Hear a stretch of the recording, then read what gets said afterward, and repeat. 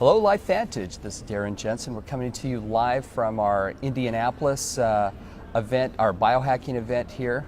And I've got with me Dr. Michael Breus, who's an expert in sleep. And we're glad to have him with us today. Before we get started, as we normally always do, we give away some of our logo gear. This is a cool hoodie. It's with biohacking on it, biohacker hoodie. So if you'd like to be in the drawing to receive one of these, just comment in the comment section with your name, your city, your state, or country where applicable, and we'll get you one of these. All right, with that said, let me read you a little bit about Dr. Breus's background. So Dr. Michael Breus, he is a clinical psychologist and both a diplomat of the American Board of Sleep Medicine and a fellow of the American Academy of Sleep Medicine. He was one of the youngest people to have passed the board at age 31 with a specialty in sleep disorders. He is one of only 168 psychologists in the world with his credentials and distinction. Dr. Breus is on the clinical advisory board of the Dr. Oz Show and appears regularly on the show. And Dr. Breus currently resides outside of Los Angeles and maintains a private practice in that area. I do. Well, thank you for joining us on our Facebook thanks Live for today. having me. Well, you just finished a presentation. We had about 5,000 people here at our event. It was awesome, by the way. Well, you were awesome. I mean, our Thanks. people really liked what you're presenting, and I think so many people have challenges with sleep. Yes. That what you were talking about was very appropriate. So I was taking notes feverishly on my phone, and I didn't have a printer here in this facility, so I have them here on my phone. So I'm just going to go through some of my notes and let's Absolutely. talk to them, because I mean, it was a fascinating presentation. Now, a couple of the things that I like that you said was that you started looking at some of the common beliefs that we have about sleep. Right. And you were trying to sort through fact from fiction. Exactly. Why don't you talk to us about what is fact and what is fiction in sleep? Sure. So one of the biggest that I hear all the time is the 8-hour myth, right? Okay. So everybody's got to sleep 8 hours. So first of all, that's not true. Let's just get that right out there. If you just looked at it from a math perspective, we know that the average sleep cycle is 90 minutes long and that the average person has 5 of those. So 5 times 90 is 450 minutes, divided by 60 is only 7.5 hours. So right there, 8 hours doesn't match up to what we know is the length and the number of sleep cycles. But even more so, if you're getting good, consistent sleep, your body actually needs less and less of it. So as an adult, I go to bed around midnight and I wake up around 6:30. So I sleep 6.5 hours. I'm the sleep doctor, right? And I sleep only 6.5 hours to 7 hours, but that's what works for me. And so the message I want to give everybody out there is don't kill yourself to try to get 8 hours, because you might not actually need 8 hours of sleep. Consistent sleep is actually much better than trying to get a length of sleep. So if you can consistently get 6.5 to 7, that's going to be a good number for you. Well, let me ask you about that consistency.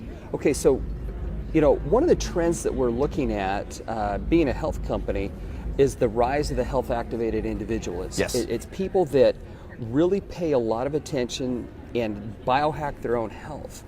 And for instance, a lot of people are wearing Fitbits at night that monitor sleep. I know that I use this ring. It's a Motive, and I really like it because I hate wearing a watch at night. But it's tracking my sleep, and when I go through and I look at what my sleep patterns are, it doesn't look consistent to me. It looks like I'm up, and then it's all jagged, and I'm like, does that even make sense? So what does that mean? Okay, so I've got a whole idea surrounding sleep trackers. So first of all, sleep's a pretty complicated process. So most of the tracking companies were tracking something else before they started tracking sleep. Paces, right? Heartbeat. Exactly, Yeah. and those are very easy things to measure, like weight and calorie and steps and things like that. But when you wake up in the morning and somebody says, how did you sleep? You don't say a 36, right? Or a 65 or a 97, because there's really not a great metric for it. So first of all, we have to find companies that are accurate in their assessment of sleep. So that's number one, is trying to find the right accurate tracker. So you're looking for a company that's going to have a sleep history, that's been involved in sleep, that really understands sleep, has sleep scientists involved, things like that. Step one. But step number two. Are there any good ones out there? I'll tell you the two that I've found that have been the best. One is called the Sleep Score Max. Okay. And full transparency, they've asked me to be on their advisory board because I like their company so much. All right. But they have, it's a 100% sleep company. They don't track anything but sleep, and I like that aspect on it. Okay, good. The other thing that's important is the thing that drives me crazy is somebody comes up to me and they say, what does my sleep look like, Dr. Breus, off of their phone, right? And I say, well, I don't really know what it is because we don't have anything to measure it against. So many of these companies, they'll send you a tracker or you get information and you say to yourself, well, who cares if I got 17 minutes of REM? Like, what does it mean? Right? So what I like is a comparison. So I'm 50, so what the Sleep Score Max does is it actually will compare my sleep to a male age 50. So now I've got a yardstick by which to compare my sleep. That gets a little bit better, but really where the money is, in my mind, is when you actually get information that's personalized based on your previous night's sleep. So when you're looking for a company that's got a history with sleep, that gives you a comparison to somebody, maybe your age and gender, and then also gives you tips that are personalized to your sleep. That's where I think we really see the value in these tracking mechanisms. Okay. So you were, and I interrupted you because you said you were saying something about the first part and then there was a second part. I'm not sure if I remember what I went through 1, 2, 3. Okay, good. So we were talking about myths, and you said the first myth is 8 hours. You don't necessarily need 8 hours. Yeah. Are there any other myths that are out there? There are a bunch. So one of the ones that I talked about actually on stage had to do with food and sleep, right? And so people all the time say, well, I heard that turkey makes me feel sleepy, right? Because of the thing called tryptophan in it. But it does. I don't know why. So I can tell you why. So first of all, the reason you're tired after Thanksgiving has nothing to do with turkey. You'd actually have to eat a 26-pound turkey. It ain't gonna happen. No, even in my best days in college, I couldn't eat a 26-pound turkey. So to get enough tryptophan. The reason you're so tired after Thanksgiving is because you've been making this holiday meal for days and days and days. Your in-laws are probably driving you nuts, and they're finally leaving, and you're just so relaxed and relieved that you're able to get there. Warm milk is another one. A lot of people say, well, what about warm milk? It's also got tryptophan. You'd have to drink 1.5 gallons of warm milk. And that's just gross, right? That's just gross, guys. But what it turns out is whoever was giving you the warm milk, your grandmother, your mother, somebody who was very caring and loving in your life, you make that association. And so it's really the association and the psychology behind it, not necessarily the milk itself. So those are examples of myths. Another one is that it's bad to take a nap. Right? I'm here to tell you there's nothing wrong with taking a nap, unless you have insomnia. If you do have insomnia, napping is not a good idea because it lowers your sleep drive or your ability to fall asleep at night. But there's nothing wrong with taking a short nap. My favorite are 25 minutes or less. So I don't know if you've ever had this experience, but have you ever taken a nap and felt worse, not better? Yeah, almost always. If I take a nap, I just feel groggy for so long. Exactly. So you're napping too long. Okay. Right? So if you nap 25 minutes or less, you don't get into stage 3-4 sleep, which is the part that makes you feel really, really groggy, and you'll actually get refreshed from your nap depending upon what time you take it. Now, I'm going to also tell everybody about a nap hack, because we're all here about biohacking. We're all here to talk about all this kind of stuff. So I created a nap that I call the Napa Latte. All right? So you take a cup of drip coffee, black drip coffee, 6 ounces, put in 3 ice cubes. Drink the whole thing as quickly as you can. Don't worry about the ice, it's just to cool it down. Then close your eyes and take a 25-minute nap. You'll get enough stage 1 and stage 2 sleep to lower something called adenosine in your brain, but caffeine fits in right where the adenosine would in your brain, and it blocks that sleepiness. You're good for 4 hours, guaranteed. Wow. So that I call it the Napa Latte. It's definitely something you guys can check out. Napa Latte, I like that. Any others that you can think of, or is that some of the main myths that are out there? Well, that's some of the main ones that are out there, but one of the big things that people also don't understand is the power of light. So it turns out that light is one of the biggest things to affect our ability to produce melatonin. So remember, everybody, melatonin is that key that starts the engine for sleep. So you really want to make sure that melatonin is flowing when you want it to be and not when you don't want it to be. So in the morning time, if you can get sunlight, that will actually help reduce some of that morning fog that a lot of people experience. And at night, you want to have low levels of light. And even in some cases, there are now commercially available light bulbs or glasses that you can use to block the blue light. So using those things can actually be very, very important and can condense the amount of sleep that you might need and increase the quality. Well, how has sleep changed? Because when you're talking about light and that light has such a powerful effect on sleep, I know for me and like my wife, part of our kind of calming down phase is we'll sit there and we'll read our books on our phones or on our Kindles or whatever. But I can imagine stop, that light stop. is probably, messing this up. So it's a proximity issue for number Okay. one. So I'm the only sleep specialist, I think, ever to say it's okay to sleep with the TV on. Okay. I think I'm the only guy that says this. So my wife falls asleep with the television on and has since ever since we've known each other. But she really listens to it out of the corner of her ear, right? And so what's going on is her eyes are closed and she's listening. It's just enough of a distraction to allow her to fall asleep. 95% of televisions have a timer in the software now. Yeah, they just do. go to the timer. You can set it for 45 minutes if it bothers you. If it doesn't bother you, it's not going to hurt you. But the proximity of the TV is all the way across the room, so the light doesn't have nearly as big an effect. However, if you have a phone right here, Oh, it's bright, or right in your eyes. or a Yeah. tablet or a laptop, and you're watching, Game of Thrones or whatever it is you happen to be watching, it's going to have, number one, an emotional component to it. Like if you're playing Candy Crush and you're trying to get your high score. I hate it when I have to buy something on that because I can't get Right, past that exactly. level at night. Right, so that kind of jacks you up and makes it hard to sleep. Plus, the light is very, very close. So I say TV okay, but handheld devices not so good. And there was actually a study that just came out this week showing that the night shift, which is the software that now is being used in some of these devices, actually does not help with melatonin at all. Well, okay, so you're talking about the TV light is okay. Yep. Now, I've heard it in the past, and I'm not an expert on sleep by any means, but I've heard that if there's any type of light in the room, it can disrupt the learning potential of children or something. What is that all about? So kids are very different than adults. So first of all, when we think about light, remember it turns off the melatonin faucet in our brain. And during sleep is when our memory really starts to consolidate. So we take information from our short-term memory and put it into our long-term memory. And light prevents that from going on because it prevents sleep. So for kids, it's really good to have as many electronics out of the bedroom as you possibly can. Now I know that can be hard because kids use their computers for school or their phone for social media, but in our house, we kind of have an electronic curfew about an hour before they go to bed. So if my son, who's 16, is going to bed at 10, around 9 o'clock, we say it's time for the electronic curfew. Now, is that easy to institute? I got a 16-year-old boy, it's not so easy to institute. So I actually go and turn off the router in my house. You can time those. Yeah, you can Right, time. click, Yep. boom, we're down. And he's learned very quickly that that's kind of what we're going to be doing. And now it's really interesting is he kind of appreciates it. So if he goes to spend the night at a buddy's house or whatever and internet is going all night long, he's kind of like, yeah, I want to put my phone away and get some rest. Yeah, I have 5 kids. Some of them are older now, but I do have a 16-year-old and a 13-year-old. Yeah, we're in the same boat.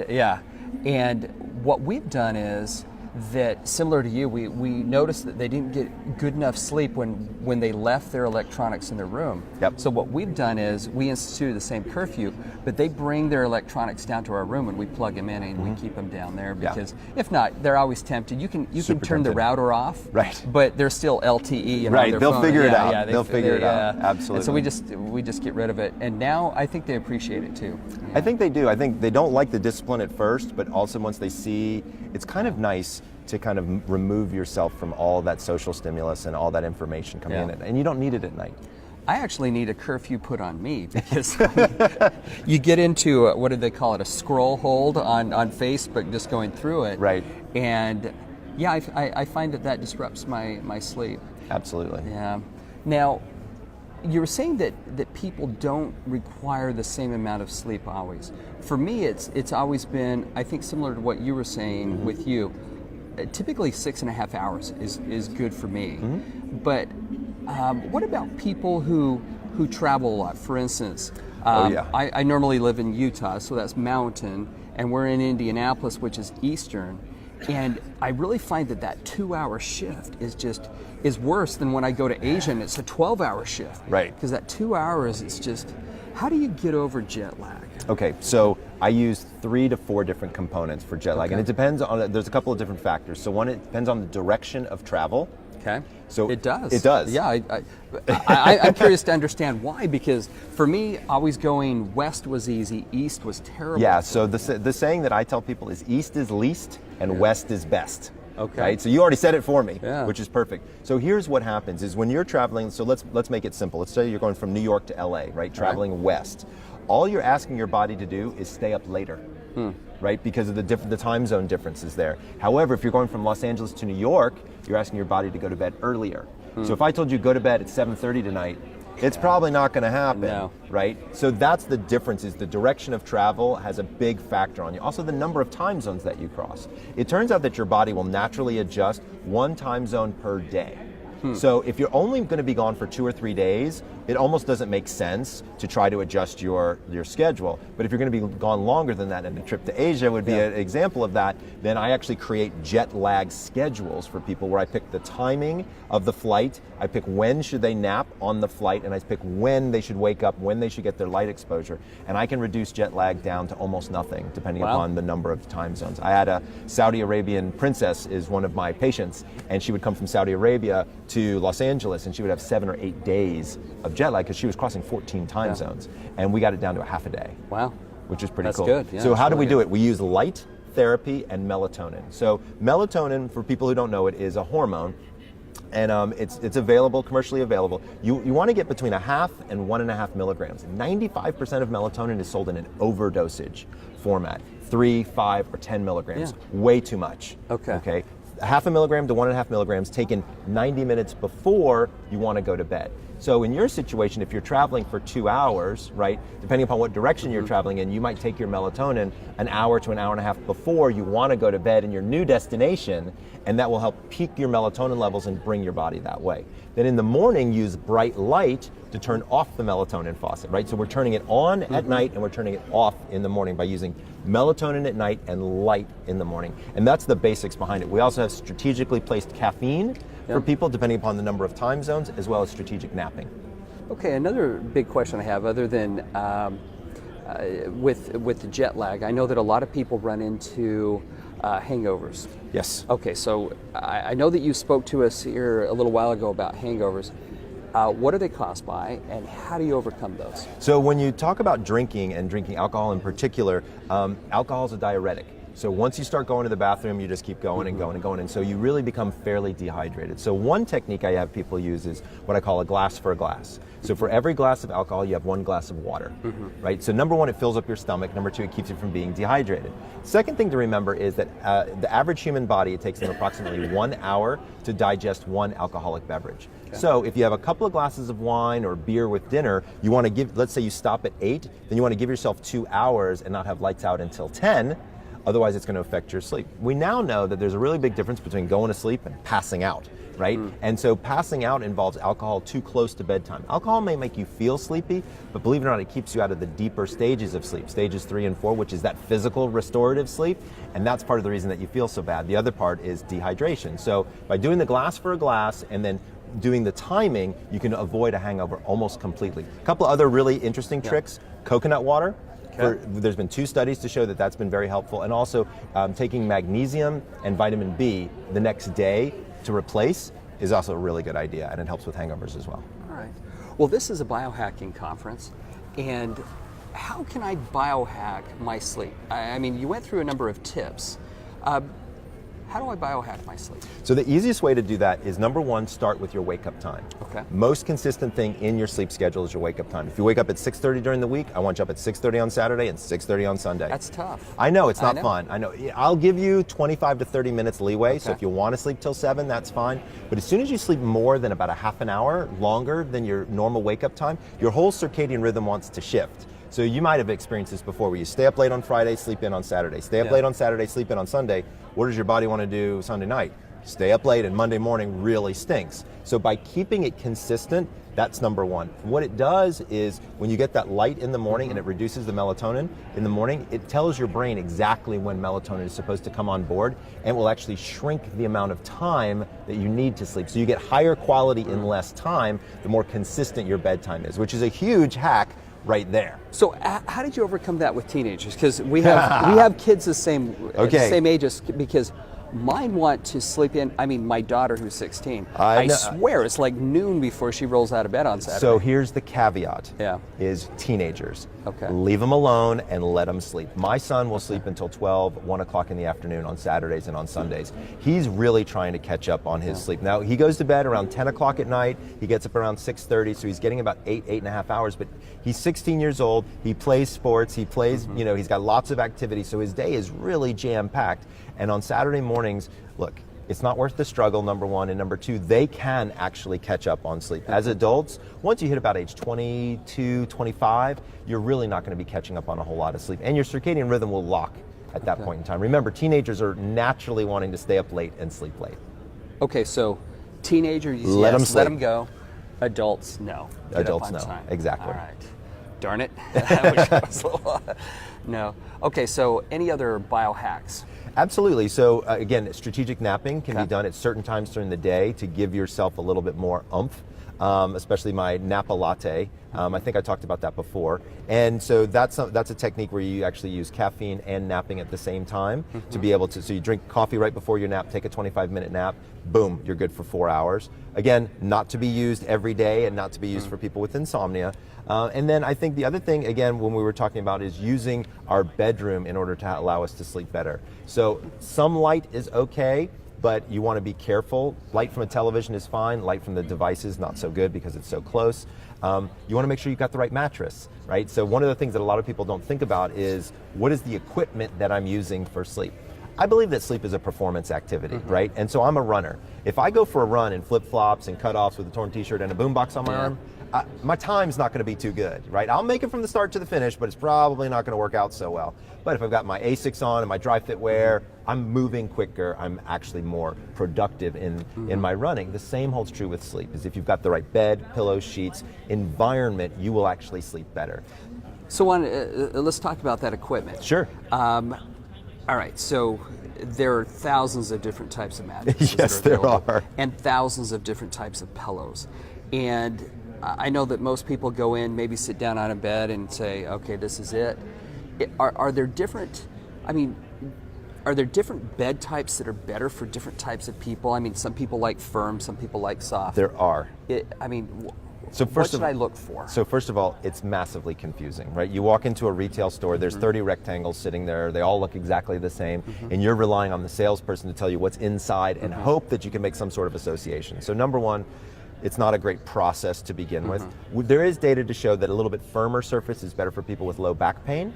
When there's more than 100, 150 pound weight difference between the two people, you really have very different support characteristics that are necessary. So as an example, if you've got a lot of weight difference between you and your bed partner, an air bed might actually be better for you because you can change the air baffles inside to make one firmer and one softer. Now, if you don't want to go out and have an air bed, what I have a lot of my patients do is they buy one firm bed and then they add a topper to one side that's only 2 inches of, let's say, latex or foam that's a little squishier. So that way that person kind of gets their, soft but still firm, and this person gets their firm if that's what they're looking for. A lot of it is personal preference, but again, you're thinking about back pain. The other thing that you want to think about is neck pain and upper shoulder pain. If you wake up in the morning with a crick in your neck or kind of, need to stretch out your shoulders, that actually means you need a new pillow, not a new mattress. So I talk to people about pillows all the time, but you need to think about what is your starting sleep position. So if you're a back sleeper, your pillow is going to be very, very thin because you don't want it to pitch your head forward to make it difficult for you to breathe. And if you're a stomach sleeper, you also want it very thin because if it's thick, it's going to push your head all the way to the side and hurt your neck. But side sleepers actually need a thicker pillow to make up for the space between the outside of their shoulder and their ear. So depending upon your starting sleep position, picking the right pillow can actually make a big difference. I hadn't thought about that because I'm a side sleeper, so I'm always kind of stuffing the pillow up because my shoulders are so broad. No, I'm just kidding. But no, it's just that my head was. So if you're stuffing your pillow, you need a new pillow. Yeah. Like I'm telling you now, and a lot of people don't think about it, but you should be changing your pillow out about every 18 to 24 months. If it's a squishy pillow, if it's one of those memory foam kind of thick block pillows, those can last for about 4 or 5 years usually. But remember, your neck and body changes faster than these materials wear out. No mattresses don't turn to dust one day. There's no turkey timer on the side that pops and says, hey, it's time to remove my mattress. But your body will really start to tell you. If you're waking up stiff and sore more than 1 or 2 mornings a week, not necessarily from a workout that you did the day before, it's probably time to start looking at your sleep equipment. So let's say that I'm having troubles, that I'm always waking up tired, or that you're feeling exhausted throughout the day. I mean, this could be sleep apnea, it could be other problems. What would you recommend? I mean, what should somebody do? So one of the first things I talk to with people about is if you're waking up and you're not waking up feeling refreshed, and you've gotten an adequate amount of sleep, then it could be a sleep quality issue. So that's where we look at sleep disorders like apnea, narcolepsy, restless leg syndrome, even insomnia in certain cases. So those are all things that are diagnosed by a physician, specifically a sleep specialist, kind of like me. So if you're waking up consistently unrefreshed, that's definitely something that you're going to want to think about. Another thing is your chronotype.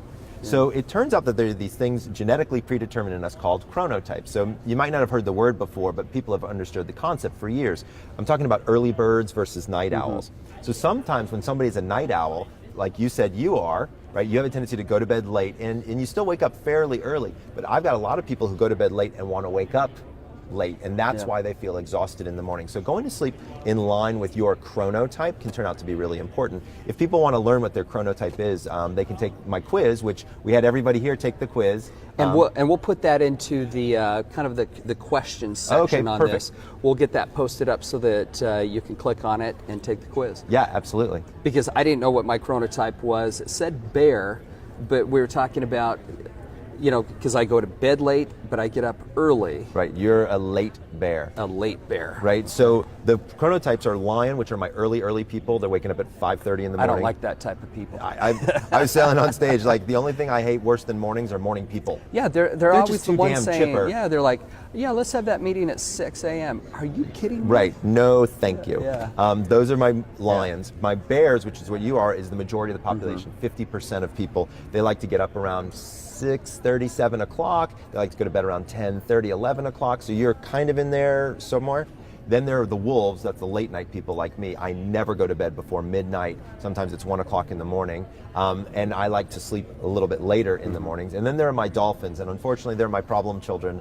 So they're the folks that have insomnia. And so the book that I wrote called The Power of When actually takes your chronotype and teaches you the perfect time of day to do anything. So you don't, it's really kind of cool. It's the ultimate biohack, because if you change the timing in a 24-hour cycle, I can show you exactly when your hormones naturally will be at a point to do a particular activity, whether that's have sex, eat a cheeseburger, run a mile, you name it.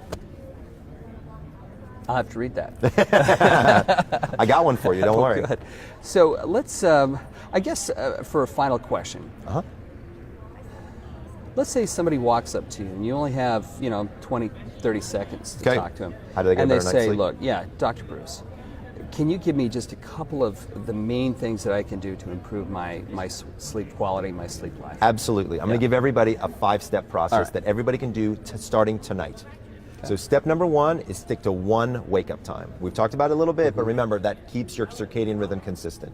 Step number 2 is to stop caffeine by 2 p.m. Remember, caffeine has a half-life of between 6 and 8 hours, so we don't want it affecting our ability to fall asleep at night. Stopping at 2 will allow at least half of it to be out of our system. Step number 3 has to do with alcohol. Stop alcohol 3 hours before bed. That means if you've had 1, 2, even 3 drinks with your evening meal, you give your body enough time to digest it so it doesn't affect your sleep. Step number 4 has to do with exercise. The best way to improve the quality of your sleep is daily exercise. But some people get a little jazzed up from exercise, so if you can, avoid exercise about 4 hours before bed. Okay, I was going to ask you, is that in the morning, is that in the evening? Yeah, just avoid it before bed for sure. And then step number 5 is, I say, give the sun a high five every morning. You get 15 minutes of sunlight in the morning to reset that circadian clock each morning. So remember, step number 1 is one wake-up time. Step number 2, stop alcohol by 2 p.m. Step number 3, stop caffeine by 2 p.m. Step number 3 is stop alcohol 3 hours before bed. Step number 4 is no exercise 4 hours before bed. And step number 5 is to give the sun a high five every morning. I like that. Just one question off of the, you said get up at the same time. Does that include going to bed at the same time? Is that as important? It's not as important, right? Because look, on Friday night, you want to go out with your partner, your significant other, you want to go have dinner, movie, whatnot. You're going to stay up a little bit later, but wake up at the same time. I promise it will work. All right. Well, Dr. Breus, thank you for joining us. This has been great. Thank you. Right. Thank you, everyone, for joining us. And next week, we'll have another Biohacker series. So we'll see you then. Bye.